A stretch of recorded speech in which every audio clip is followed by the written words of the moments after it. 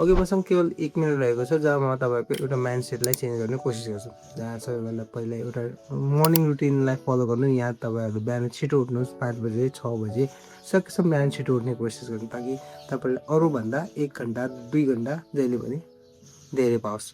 दोस्रो नम्बरमा रहेको छ कुनै पनि नयाँ बुकहरू स्टार्ट गर्नुहोस्। आजदेखि कुनै पनि एउटा बुक समात्नुहोस्, उठाउनुहोस् अनि पढ्न थाल्नुहोस्। दिनमा 1 पेज होला, 2 पेज होला, 3 पेज होला, तर एउटा बुकको एउटा पानाबाट आजबाटै सुरुवात गर्नु।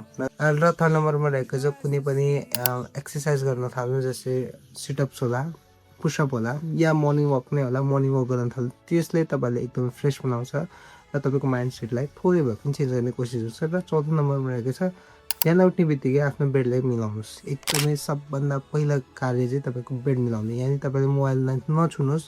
तपाईँ मोबाइललाई एकदमै इग्नोर गर्नु र सबैभन्दा पहिला आफ्नो बेडलाई मिलाउनु। यो एकदम नर्मल कुरा तर यो एकदम इफेक्टिभ कुरा जसलाई तपाईँले गर्नै पर्ने हुन्छ।